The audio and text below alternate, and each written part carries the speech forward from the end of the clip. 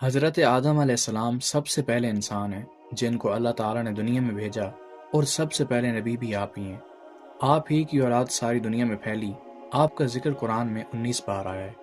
جب اللہ تعالیٰ نے دنیا کو آباد کرنے کا ارادہ کیا تو اس نے فرشتوں سے کہا کہ میں اس دنیا میں اپنا ایک نائب یعنی خلیفہ بنانا چاہتا ہوں۔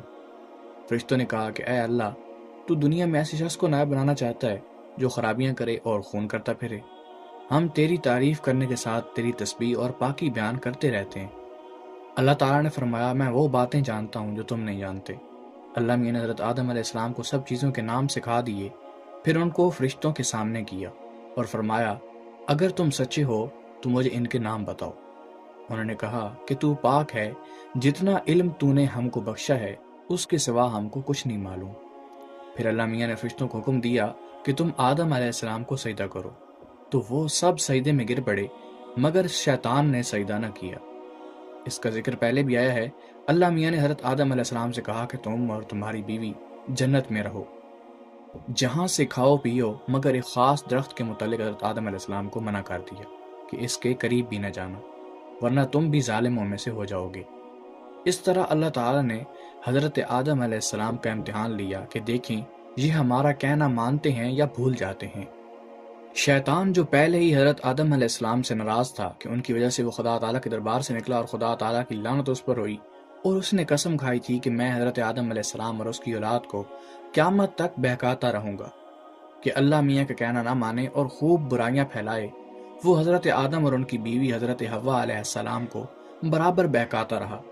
کہ اس درخت کا پھل تم ضرور کھاؤ، اس کے کھانے سے تم فرشتے بن جاؤ گے، جنت میں سے کبھی نہ نکلو گے۔ آخر ایک دن حضرت آدم علیہ السلام اور ان کی بیوی حضرت حوا بھول سے شیطان کے بہکائے میں آ گئے اور درخت کا پھل کھا لیا۔ پھل کھاتے ہی دونوں ننگے ہو گئے اور جنت کا لباس ان کے بدن سے غائب ہو گیا، اور وہ جنت کے پتوں سے اپنے بدن کو چھپانے لگے۔ اللہ تعالیٰ نے حضرت آدم علیہ السلام سے کہا کہ ہم نے کہہ دیا تھا کہ اس درخت کے پاس بھی نہ جانا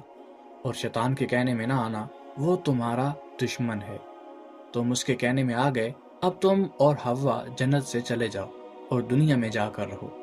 حضرت آدم علیہ السلام کو جنت سے نکلنے اور شیطان کے بہکائے میں آنے کا بہت رنج ہوا، اور بہت عرصہ تک اللہ تعالیٰ سے معافی مانگتے رہے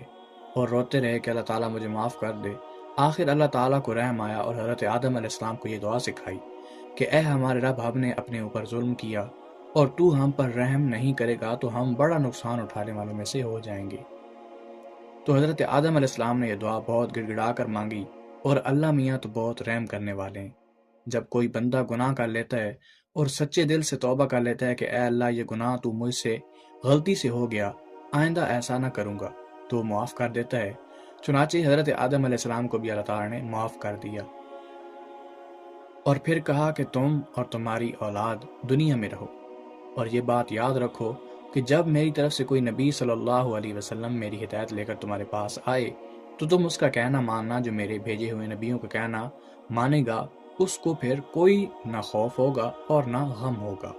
اور جو لوگ میرے نبیوں کی بات کو نہیں مانیں گے اور ہماری آیتوں کو جھٹلائیں گے تو وہ دوزخ میں چلے جائیں گے اور ہمیشہ اسی میں رہیں گے۔ اس کے بعد حضرت آدم علیہ السلام اور حضرت حوا علیہ السلام دنیا میں رہنے سہنے لگے، خوب جی لگا کر اللہ تعالیٰ کی بات کرتی، اور ان کی بہت اولاد ہوئی، دنیا میں سب جگہ آباد ہوتی رہی۔ حضرت آدم علیہ السلام اپنی اولاد کو یہی بات بتاتے رہے کہ تم کبھی شیطان کے بہکائے میں نہ آنا، وہ ہمارا دشمن ہے اور ہم کو بری باتیں کرنے کے لیے بہکاتا رہتا ہے۔ ہمیشہ اللہ کی بات کرنا، سچ بولنا، کسی پر ظلم نہ کرنا،